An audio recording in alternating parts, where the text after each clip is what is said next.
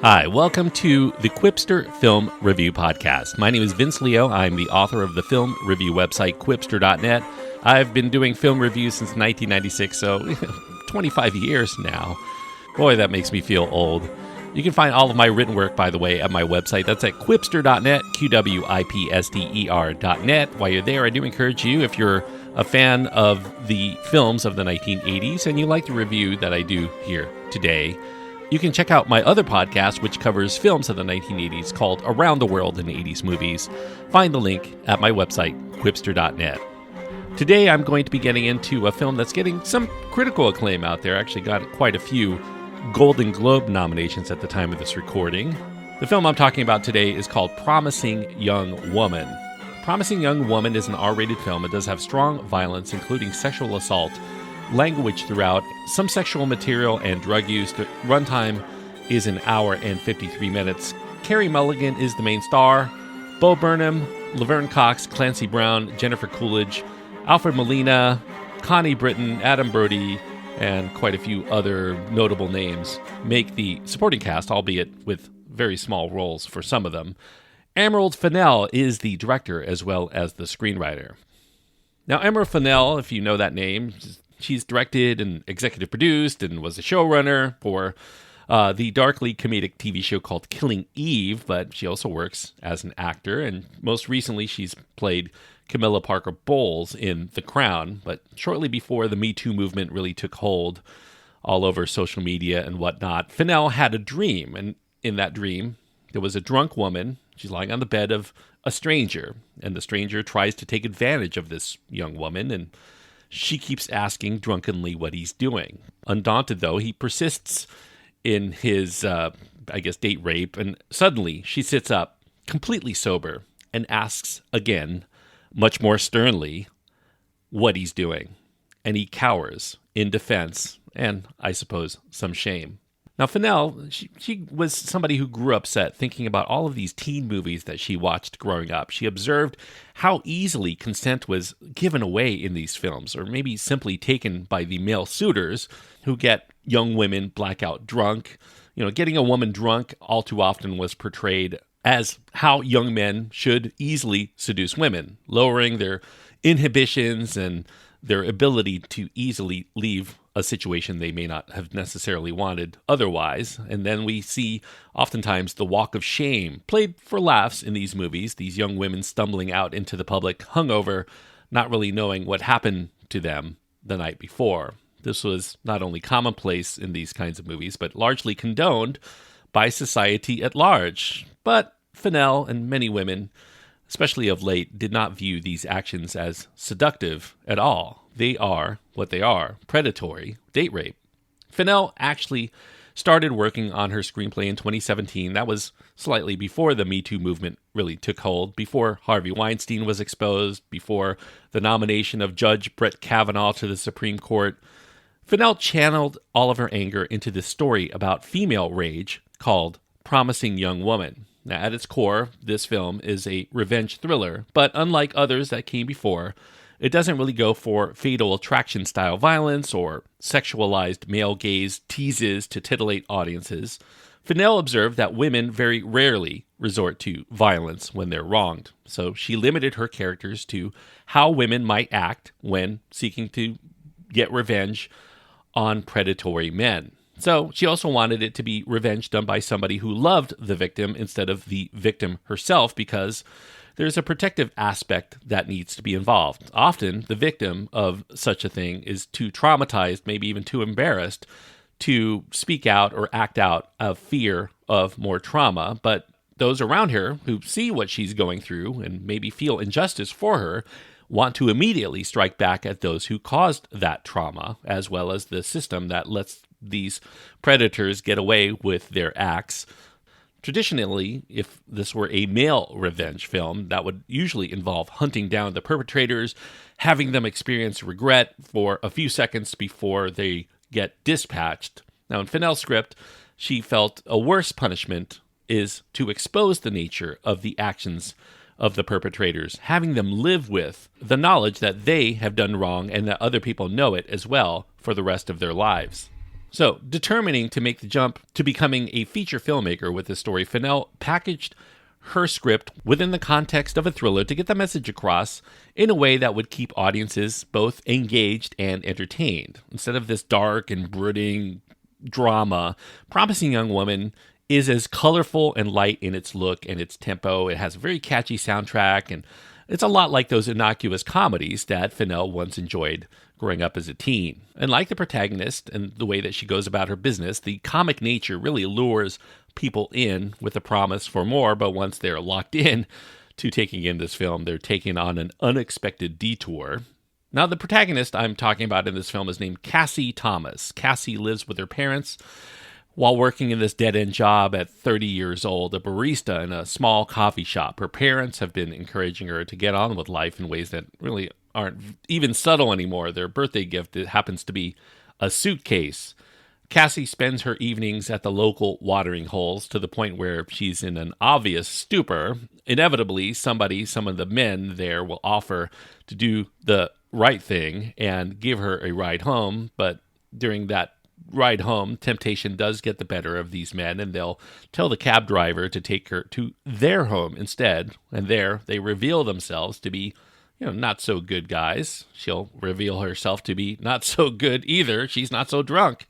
And she shames them for essentially trying to rape a woman that's too intoxicated to give consent. That's the main premise of the story. There's more to it than that. For instance, there's a romantic aspect to this film as well. It's hard to believe, but Cassie has a run-in with this other gentleman named Ryan Cooper, played by Burnham, a former colleague from medical school who's now working as a pediatrician. And here we pick up clues about Cassie's past, about how she was once on a fast track to becoming a doctor herself, but she dropped out of med school for mysterious reasons involving her best friend Nina Fisher, the victim of a sexual assault that never quite got justice until Cassie made it her mission to stop predators in their tracks. Now, Ryan seems different than all of the men that she's so-called taking down, and he happens to crack through Cassie's tough exterior, offering her the potential for a bright future again, but she learns that the person who's most responsible for Nina's rape happens to be nearby. He's about to get married. So now Cassie has to make a big decision, which path she's going to go down. The path of promise, of a life of bliss with Ryan, or the path of vengeance on everybody who's done Nina and other women potentially wrong, including the seemingly indifferent school educators, the lawyers who downplayed the allegations back in the day. Promising Young Woman, in addition to the date rape culture, also explores whether one bad act should keep a person from ever being seen as good. Many guilty parties absolve themselves for being either too young or too drunk to really know what they were doing at the time. Kathy seeks those people out years later to expose that their utter lack of remorse about what they did to ruin the lives of others shows that they really aren't any better today than what they were back then. One character has been racked with guilt. Cassie determines he's one of the rare ones who's learned his lesson. Forgiveness is a theme in this film, but only for those who feel truly ashamed at what they've done. Carey Mulligan read the script and eagerly signed on. She saw the subject matter as very truthful, much more so than controversial. Many other movies trivialize the predatory aspects of college parties and the club scene, and Cassie's colorful appearance masks her darker thoughts in this film. Those inner demons, they get exercised by becoming an avenging angel, albeit only for a moment. She lures young men and catches them in their predatory acts, and yet she can't stop herself. She continues to mourn the loss of somebody that used to be her whole universe, and then she has to do it all over again. Now, audiences for this film, especially ones who are attuned to thrillers, might be ahead of the increasingly implausible and some very manufactured twists that are here in the story. There are tonal issues that make Promising Young Woman an uneven experience overall, although this film does have very fine performances and a handful of really great moments that will be recommendable for some people. Fennell sought Mulligan, by the way, for the role because she felt that this was the kind of movie that she had not seen Mulligan in before.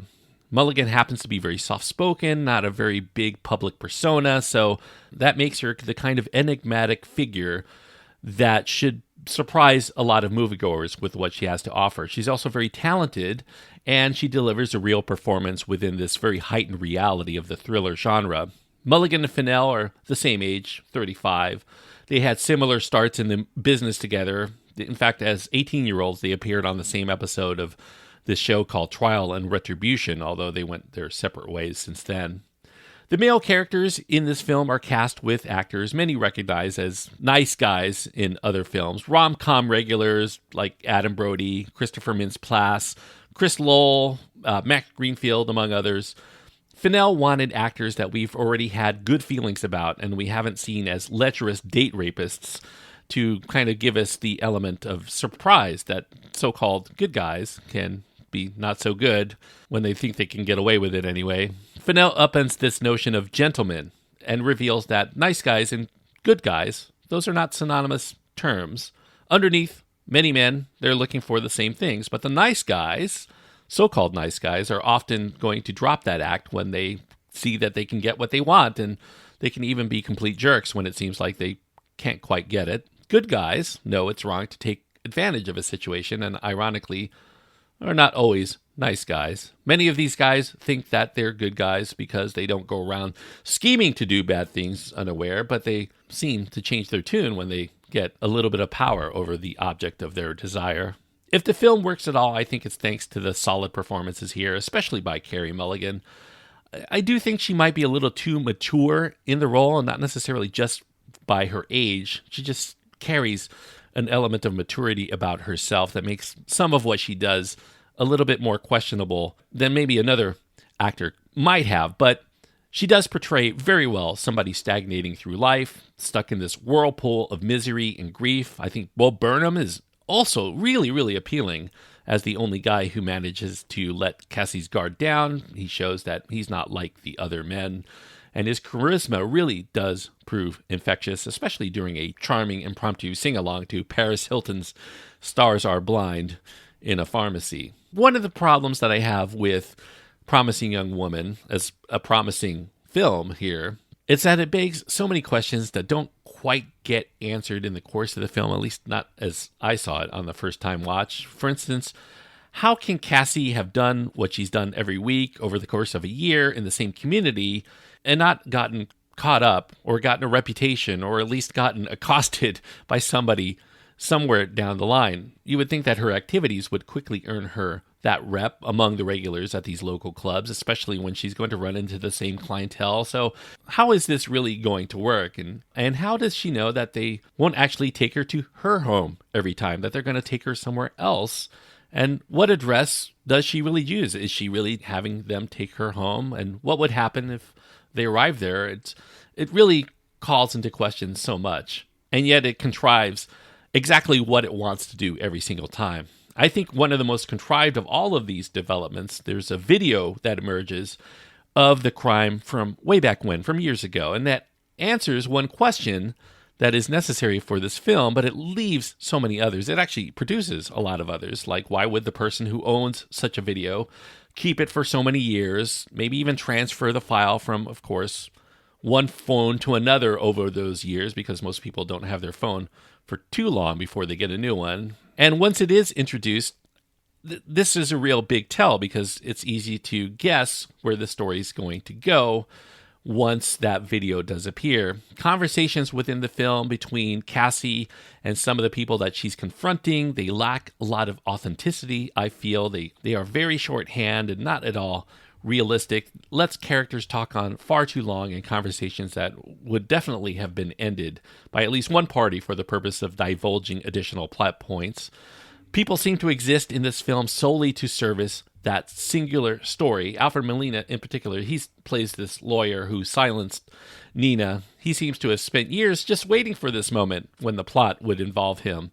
Connie Britton, the college dean, she tried to sweep it all under the rug way back when. In one of the least effective story angles, Cassie has lured the dean's daughter away under the pretense that she too should experience what Nina did. All of this should seem so horrifying, so appalling, so controversial if the film weren't already built on this bed of artifice. And I think when we get to the very end of this film, it tosses any hold on plausibility altogether, however tenuous, into this free fall of trying to tie up every loose end with a lot of wish fulfillment. I think it should be noted here, in Fennell's defense, that this table-turning ending was not her original intent. she had another one in mind, more of the violent retribution kind that she had really been avoiding all along. But Fennell felt when she started to write that it would eventually ring false to the character for the audience. And so she decided on more of a Greek tragedy ending, which is more or less depicted in the film. But we also get this extended epilogue toward the end of the film. I won't spoil it, but it continues a lot of the revenge tactics that she was undergoing. And the reason why that's in the film is because the financiers insisted that this film could not end in the more tragic way that Fennell had intended. So Fennell concocted this additional epilogue in order to get her film finally financed and made. So there's a more sugar-coated ending, I guess, on top of the ending that she wanted to deliver. But yet it just feels so false, I believe, still in the way that she was trying to avoid all along. And that's what ultimately keeps me from being able to wholeheartedly recommend this film, despite those really good performances and some key scenes here that I do think make it worthwhile for some people overall. I think particularly strong is this theme. Maybe this was not the intent, but revenge can sometimes be destructive to the person who seeks it. It's kind of like that saying often attributed to Confucius that says, "Before you embark on a journey of revenge, dig 2 graves." This is a real close call for me as far as whether I would completely recommend this film or not. I do think that there are enough elements here, but I do think overall for me, it just falls just short of being a film I could wholly get behind because of all of the contrivances, because of all of the characters here that I feel just serve a story. They're not really very fleshed out. The actors do everything they can, and they are very good in this film, and yet they're let down, I think, by the writing of this screenplay. I like Fennell's intent. I like the message that she's trying to deliver, but I do think that this film does fall short from being something that I could easily recommend to most people. So for that, I'm going to give it a near recommendation of 2.5 stars out of 4. 2.5 stars on my scale means that I do think that this film had the tools, it had the talent to be something I could recommend to most people, and yet it just falls short because of the problems in tone and the artificial nature by which everybody goes about their business, while also trying to say something about real-world events that don't quite jibe in the way that I think that it could have with a little bit more work. So 2.5 stars out of 4 is what I give Promising Young Woman. Now, obviously, this is going to be a film that most people, depending on their point of view, will give more of a pass than I do for all of these problems that I have. But, I don't judge based on how much I agree with the intent of the movie. I recommend films based on how well they work as films, as storytelling. And so that's why, as much as I'm inclined to praise the film for its overall message, I can't quite praise the film overall as a story. So take that for what it's worth. That's just the way that I grade films. If you have your own thoughts on this, I'm sure you will. You can write to me. You can find my contact information at my website. That's at quipster.net, QWIPSTER.net. Links to my Twitter feed, my Facebook page, my Instagram are all there for you to contact me. Email, I do think, is the best way you can get in touch. And until next time, thank you so much for listening. And please enjoy your time anytime you get to go to the movies.